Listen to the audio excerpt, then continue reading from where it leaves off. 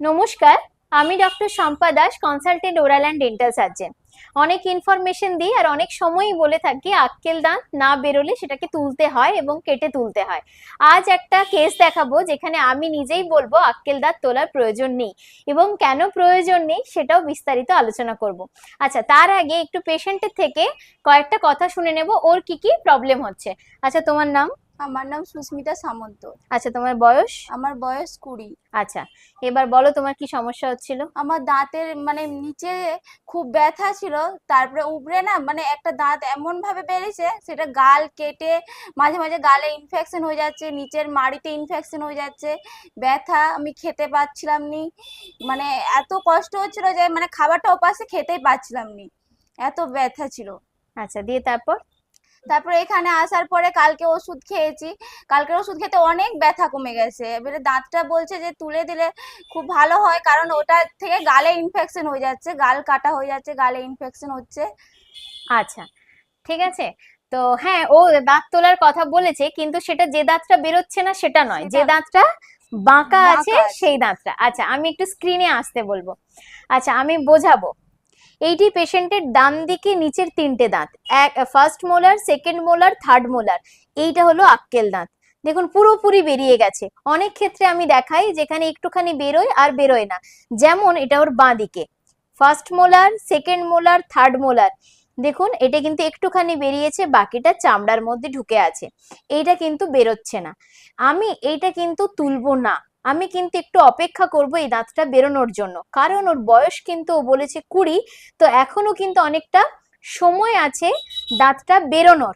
তাহলে আমি তুলবো কোনটা? আচ্ছা, ক্যামেরাটা নিয়ে এসো। আমি তুলবো এই দাঁতটা, এটা ওর বাঁ দিকে ওপরের দাঁত, first molar, second molar, third molar. এইটা যেই যেই দিকে গালের দিকে বেঁকে আছে, এইটা কি করছে, ওর গালে একটা ট্রমা করছে, এই জায়গাটাতে গালে ট্রমা করছে এবং ওপর থেকে ক্রমশ ধাক্কা মারতে মারতে নিচের জায়গাটাতে একটা আলসার ঘা করে দিচ্ছে, যেটা ও বলল যে আমার গালের দিকে কামড়ানো হচ্ছে এবং ঘা হচ্ছে। আমরা কিন্তু এই বাঁকা দাঁতটাকে তুলবো, নিচের যে দাঁতটা কিন্তু বেরোচ্ছে, হাফ বেরিয়ে রয়ে আছে, ওটা কিন্তু তুলবো না। আমি অনেক সময় বলে থাকি আক্কেল দাঁত বেরোনোর একটা নির্দিষ্ট বয়স থাকে, সেটা হচ্ছে 18 থেকে 28, এর বাইরে গিয়েও কিন্তু অনেক সময় দাঁত বেরোয়।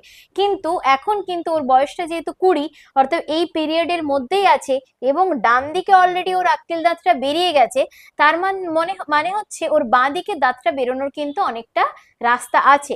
যদি ওটা অটোমেটিক বেরিয়ে যায় তাহলে আমরা কেটে তুলবো না, বাট ইন ফিউচার যদি কখনো ওই দাঁতটা না বেরোয়, হাফ ওই রকমই রয়ে যায় দীর্ঘদিন, এবং তখন যদি ওর ওখান থেকে ব্যথা হয়, সেক্ষেত্রে হয়তো আমরা তুলবো। তবে আশা করছি এক্ষেত্রে ওর দাঁতটা বেরিয়ে যাবে।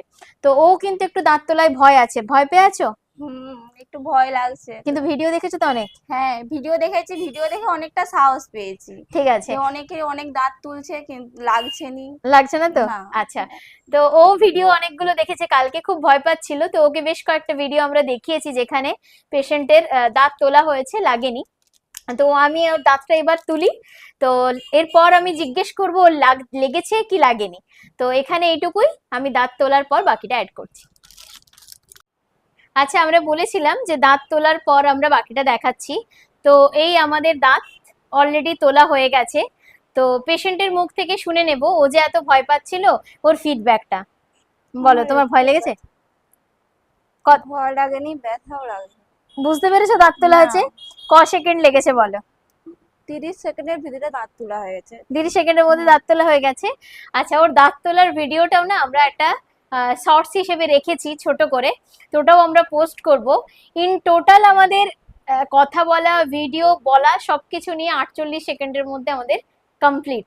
তো আমাদের এই হচ্ছে আক্কেল দাঁত, ওপরের আক্কেল দাঁত, এটাই গালের দিক থেকে ধাক্কা মারছিল।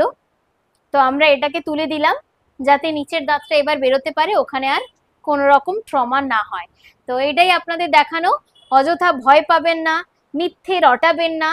দাঁত খুব মূল্যবান একটা জিনিস, সময় থাকতে সেটার যত্ন নিন। আর সবাই ভালো থাকুন, সুস্থ থাকুন। নমস্কার।